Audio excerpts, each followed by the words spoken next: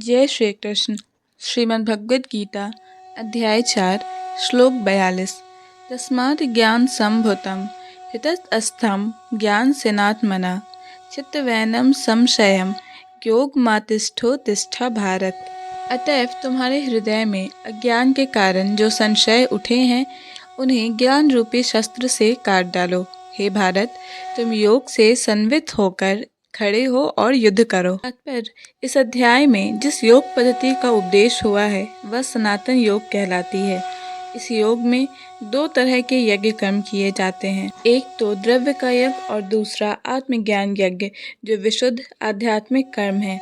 यदि आत्म साक्षात्कार के लिए द्रव्य यज्ञ नहीं किया जाता तो ऐसा यज्ञ भौतिक बन जाता है, किंतु जब कोई आध्यात्मिक उद्देश्य या भक्ति से ऐसा यज्ञ करता है तो वह पूर्ण यज्ञ होता है। आध्यात्मिक क्रियाएं भी दो प्रकार की होती हैं, आत्मबोध तथा श्री भगवान विषयक सत्य। जो भगवद गीता के मार्ग का पालन करता है वह ज्ञान की इन दोनों श्रेणियों को समझ सकता है। उसके लिए भगवान के अंश स्वरूप आत्मज्ञान को प्राप्त करने में कोई कठिनाई नहीं होती है। ऐसा ज्ञान लाभप्रद है क्योंकि ऐसा व्यक्ति भगवान के दिव्य कार्यकलापों को समझ सकता है। इस अध्याय के प्रारंभ में स्वयं भगवान ने अपने दिव्य कार्यकलापों का वर्णन किया है। जो व्यक्ति गीता के उपदेशों को नहीं समझता वह श्रद्धा विहीन है, और जो भगवान द्वारा उपदेश देने पर भी भगवान के सच्चिदानंद स्वरूप को नहीं समझ पाता तो यह समझना चाहिए कि वह निपट मूर्ख है। कृष्ण भावनामृत के सिद्धांतों को स्वीकार करके अज्ञान को क्रमशः दूर किया जा सकता है। यह कृष्ण भावनामृत विविध देव यज्ञ, ब्रह्म यज्ञ, ब्रह्मचर्य यज्ञ, गृहस्थ यज्ञ, इंद्रिय संयम यज्ञ, योग साधना यज्ञ, तपस्या यज्ञ, द्रव्य यज्ञ, स्वाध्याय यज्ञ तथा वर्ण आश्रम धर्म के भाग में लेकर जागृत किया जा सकता है। ये सब यज्ञ कहलाते हैं और ये सब नियमित कर्म पर आधारित हैं, किंतु इन सब कार्यकलापों के भीतर सबसे महत्वपूर्ण कारक आत्म साक्षात्कार है।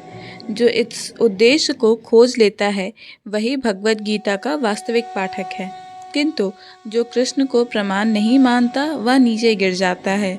जिन्हें उन्होंने लाखों वर्ष पूर्व सूर्य देव को दिया था और जिनसे भगवद गीता के उपदेश इस धराधाम में आए, अतः गीता में ही व्यक्त भगवद गीता के पथ का अनुसरण करना चाहिए और उन लोगों से सावधान रहना चाहिए जो आत्मश्लाघावश अन्यों को वास्तविक पथ से विपथ करते रहते हैं। भगवान निश्चित रूप से परम पुरुष हैं और उनके कार्यकलाप दिव्य हैं। जो इसे समझता है वह भगवद गीता का अध्ययन शुभारंभ करते ही मुक्त होता है। इस प्रकार श्रीमद् भगवद गीता के चतुर्थ अध्याय दिव्य ज्ञान का भक्ति वेदांत तात्पर्य पूर्ण हुआ। जय श्री कृष्ण। भगवद गीता के सभी श्लोकों को सुनने और समझने के लिए हमारे चैनल को सब्सक्राइब करें। अगर वीडियो पसंद आया हो तो इसे लाइक और शेयर करें।